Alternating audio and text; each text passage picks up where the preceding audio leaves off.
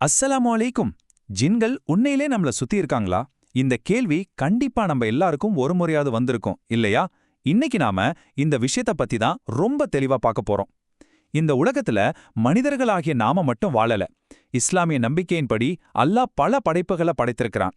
அதுல நம்ம கண்களுக்கு தெரியாத ஆனா நம்மள சுத்தியே வாழக்கூடிய ஒரு மறைவான படைப்பு தான் இந்த ஜின் இனம்.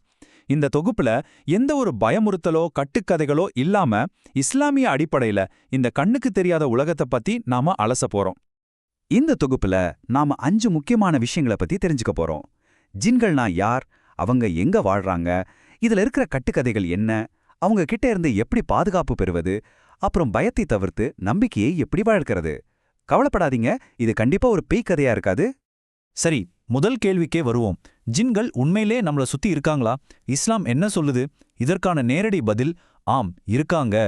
இது ஏதோ கற்பனையோ ஹாலிவுட் படங்களோ கிடையாதுங்க. இஸ்லாம் நம்ம கண்களுக்கு தெரியாத ஆனா மனிதர்களோட இந்த உலகத்தை பகிர்ந்து கொள்ளும் ஒரு படைப்பு இருப்பதை முழுமையா ஏத்துக்குது. அப்போ முதல் பகுதியா இந்த ஜின்கள்னா யாரு, அவங்க எப்படிப்பட்டவங்க அப்படிங்கறத ரொம்ப தெளிவா பாத்துருவோம். இத புரிஞ்சிக்க அல்லாஹ்வுடைய படைப்புகளை நாம 3ஆ பிரிக்கலாம்.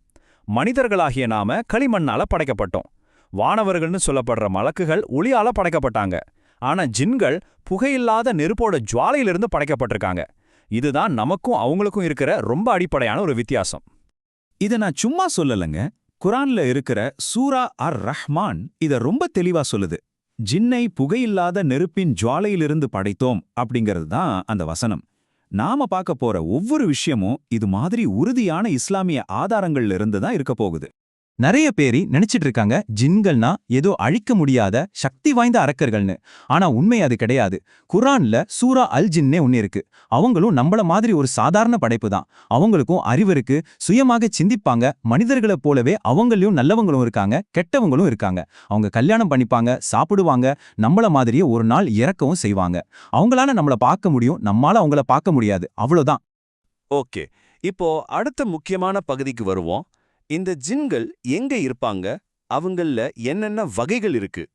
ஹதீசுகள் அடிப்படையில பாத்தீங்கன்னா ஜின்கள் நம்ம மனிதர்கள் வாழற இதே பூமியில தான் சில இடங்கள்ல இருக்காங்க.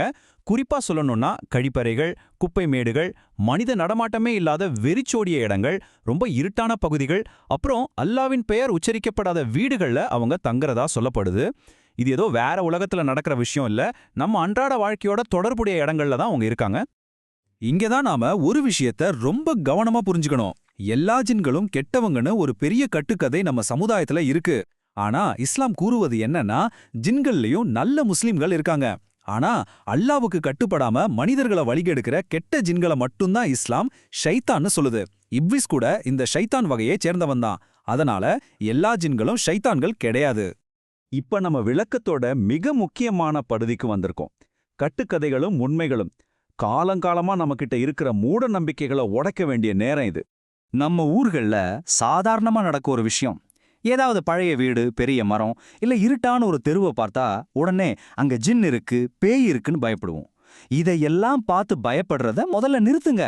இஸ்லாம் நமக்கு சொல்லிக் கொடுக்கறது ஒரு தெளிவான மனநிலையத்தானே தவிர எதை பார்த்தாலும் பயந்து ஓடுற ஒரு தேவையற்ற பதற்றத்தை கிடையாது. உண்மையில என்ன நடக்குது தெரியுமா?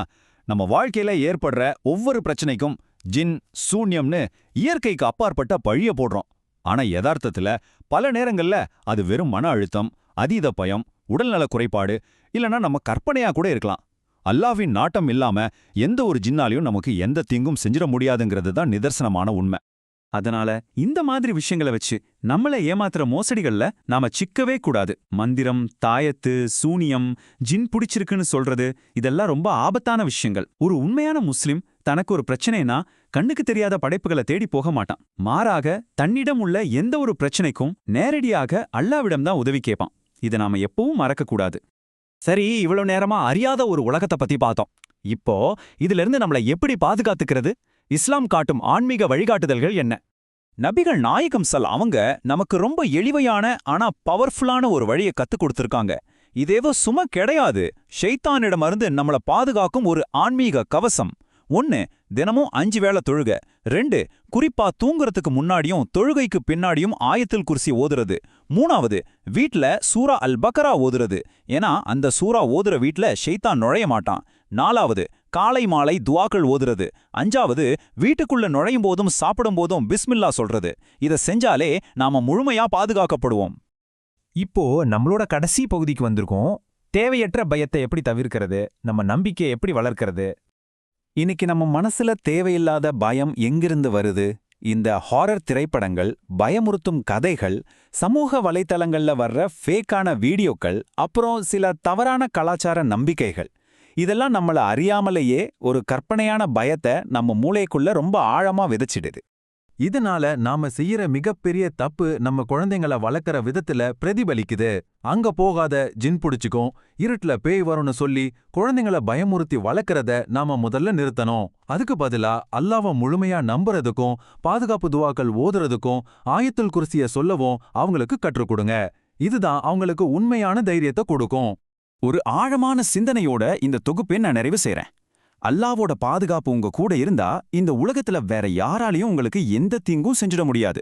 ஜின்கள் இருக்கிறது உண்மைதான். ஆனா அந்த படைப்புகளையே படைத்த ரப்பான அல்லாவை நாம நம்பும்போது நமக்கு எதுக்குங்க பயம்? கண்ணுக்கு தெரியாத இந்த பிரபஞ்ச அமைப்பே இவ்வளவு துல்லியமா இருக்கும்போது அந்த படைத்தவனின் ஆற்றல் எவ்வளவு பிரம்மாண்டமானதா இருக்கும்னு கொஞ்சம் சிந்திச்சு பாருங்க. இந்த தகவல் உங்களுக்கு பயனுள்ளதா இருந்திருக்கும் நம்புறேன். மீண்டும் ஒரு நல்ல பதிவுல சந்திப்போம்.